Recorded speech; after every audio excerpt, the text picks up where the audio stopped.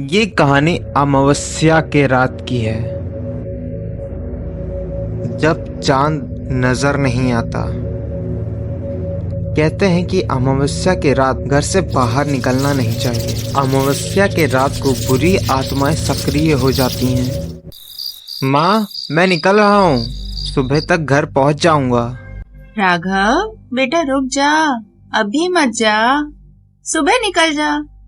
अमावस्या की रात है, कहीं रहने दे माँ, मैं गाड़ी से जा रहा हूँ। चांद के भरोसे अब नहीं चलती दुनिया, गाड़ी में लाइट है माँ। तब राघव की माँ बोलती है कि अमावस्या की रात खतरे से खाली नहीं होती। छोड़ो माँ, आज के जमाने में ये सब कौन मानता है। अच्छा, मुझे देर हो रही है, पहुंच के फिर फोन करता हूँ आपको।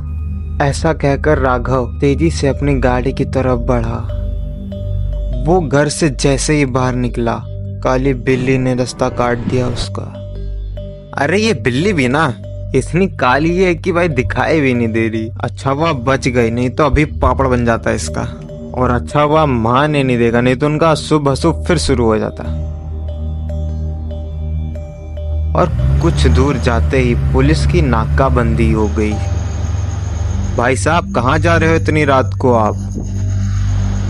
मुंबई जा रहा हूँ। ऐसी कौन सी मजबूरी आ गई भाई? रात बहुत है और अमावस्या की रात है आज, सेफ नहीं है। बहुत किस्से सुने मैंने अमावस्या की रात। इधर सुना है कि यहाँ पे एक चुड़ैल है जो मुसाफिरों को मार देती है।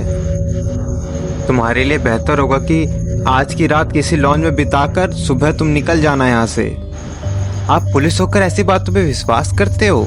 ये भूत प्रेत कुछ नहीं होता और मैं नहीं रुक सकता। मेरा सुबह से पहले मुंबई पहुंचना बहुत ज़रूरी है। हमने अपना काम तो कर दिया है, बाकी अब आपकी मर्जी।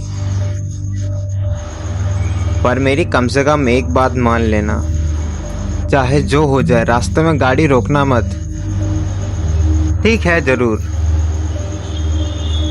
ये पुलिस वाले भी ना बात बात पर कमीशन खाते हैं।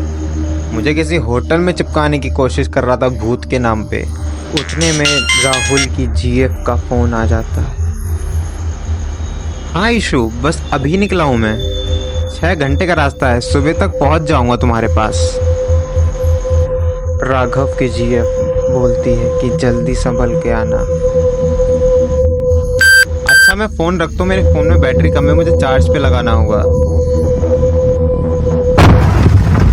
हाँ, ये क्या था? कुछ टकराया मेरी गाड़ी से क्या? राघव ने गाड़ी रोक और अपना सर निकालकर पीछे देखा। हे भगवान, लगता है मेरे हाथों से किसी का एक्सीडेंट हो गया। कोई औरत लगती है, बट पुलिस वाले ने कहा था कि गाड़ी मत रोकना। क्या करूं, कुछ समझ नहीं आ रहा। पर मैं ये सब क्यों सोच रहा हूँ? ये भूत वूत कुछ नहीं होता। मेरी गाड़ी से कोई टकराया है और मुझे उसकी मदद जरूर करनी चाहिए।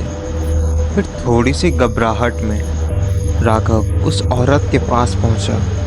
उस बुढ़िया का सर रोड की उस तरफ था और काफ़ी खून भी बह रहा था। बुढ़िया के बाल सफ़ेद और साड़ी भी। हिम्मत करके उसने उसको पलटा और उसका चेहरा देखा तो उसे पता चला कि ये एक बुढ़िया है जो बेहोश है, पर इसकी आंखें पूरी खुली हुई थी। राघव डर गया और उसे लगा कहीं ये मर तो नहीं गई।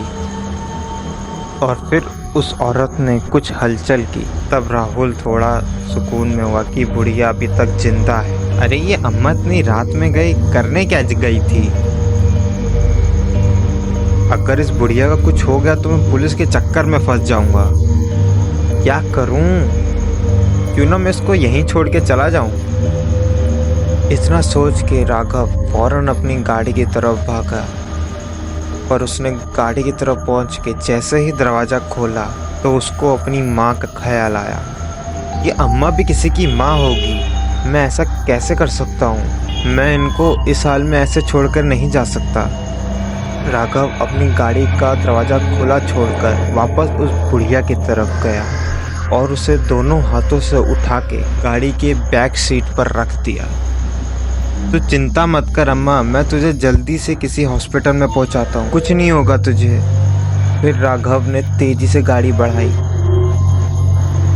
थोड़ा आगे ही पहुंचा था कि तुरंत उसने अपने मिरर की तरफ देखा। उसने देखा कि बुढ़िया सीट पर बैठी तो हुई थी।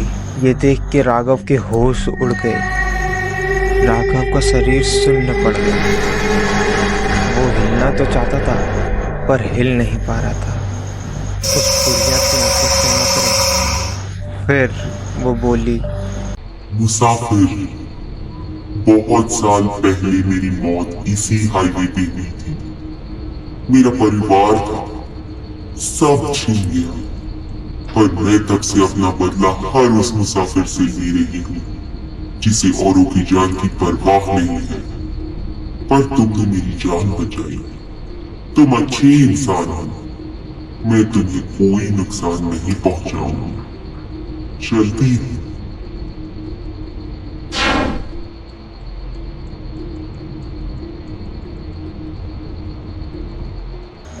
हे भगवान, शुक्र है आपका और माँ का, मेरी जान बच गई। अगर मैं उसे वहाँ छोड़कर चला गया होता तो वो मुझे मार डालती। इतना कहकर वो अपने जीएफ से मिलने चला गया। ईशा, तुम नीचे ही हो? मुझे तुम्हें कुछ बताना है। राघव, मैंने देख लिया, तुम मुझे सरप्राइज देना चाहते हो। तुम माँ को लाए हो ना, पीछे सीट पर बैठी हो।